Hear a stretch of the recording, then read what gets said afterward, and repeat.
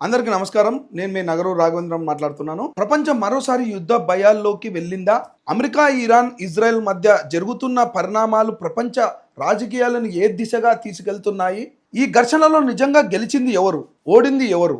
ముఖ్యంగా ఈ యుద్ధం భారత్పై ఎలాంటి ప్రభావం చూపుతుంది? ఇప్పుడు పూర్తి వివరాలు మనం తెలుసుకుందాం. ముందుగా ఒక విషయం అర్థం చేసుకోవాలి. మిడిల్ ఈస్ట్ ప్రాంతం ప్రపంచానికి చాలా ముఖ్యమైనది.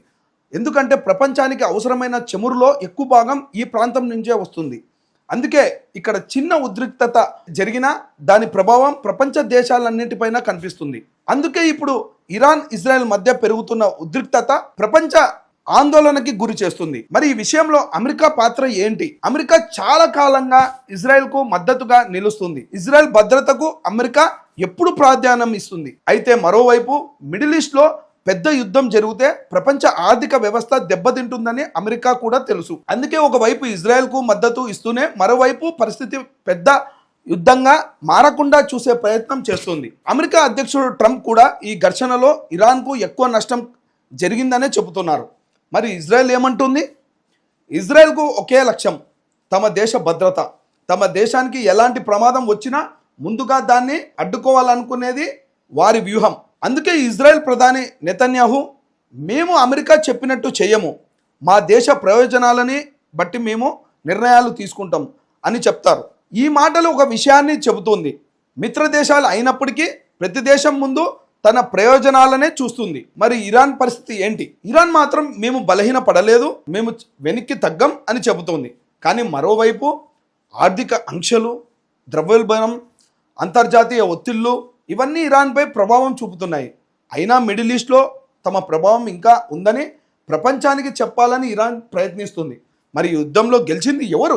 నిజానికి పూర్తిగా గెలిచిన దేశం ఏదీ లేదు. అమెరికా తన శక్తిని చూపించింది. ఇజ్రాయెల్ తన భద్రత విషయంలో వెనక్కి తగ్గదని చెప్పింది. ఇరాన్ కూడా తాము బలహీన పడలేదని ప్రపంచానికి సందేశం ఇచ్చింది. కానీ ఆర్థికంగా, రాజకీయంగా, మానవీయంగా అందరికీ ఏదో ఒక విధంగా నష్టం జరిగింది. ప్రపంచానికి దీనివల్ల నష్టం ఏంటి? మొదటిది, చమురు ధరలు పెరిగే అవకాశం ఉంది. రెండోది, ఇంధన ధరలు పెరిగితే వస్తువుల ధరలు కూడా పెరుగుతాయి. మూడోది, ప్రపంచ స్టాక్ మార్కెట్లు ఒడిదుడుకులకు గురవుతాయి.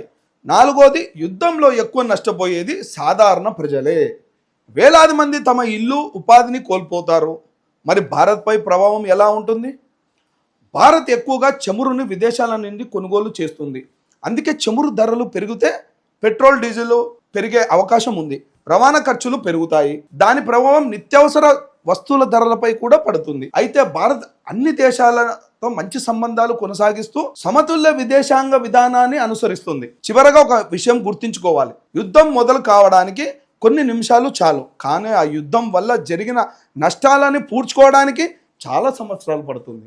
దేశానికి గెలుపు ఓటమి గురించి మాట్లాడవచ్చు, కానీ ప్రతి యుద్ధంలో అసలు మూల్యం చెల్లించేది సాధారణ ప్రజలే. అందుకే ప్రపంచానికి ఇప్పుడు కావాల్సింది యుద్ధం కాదు, శాంతి. ఎందుకంటే శాంతి ఉన్న చోట అభివృద్ధి ఉంటుంది, స్థిరత్వం ఉంటుంది, మానవత్వం ఉంటుంది. ఈ అంశంపై మీ అభిప్రాయం ఏమిటి? ఇరాన్, ఇజ్రాయెల్ ఘర్షణ ప్రపంచ రాజకీయాలను ఏ దిశగా తీసుకెళ్తుందని మీరు భావిస్తున్నారు? మీ అభిప్రాయాన్ని కామెంట్ రూపంలో తప్పకుండా తెలియజేయండి. అలాగే సబ్స్క్రైబ్ చేసుకోండి. నేను మీ నగరు రాఘవేంద్ర. నమస్తే, జై హింద్.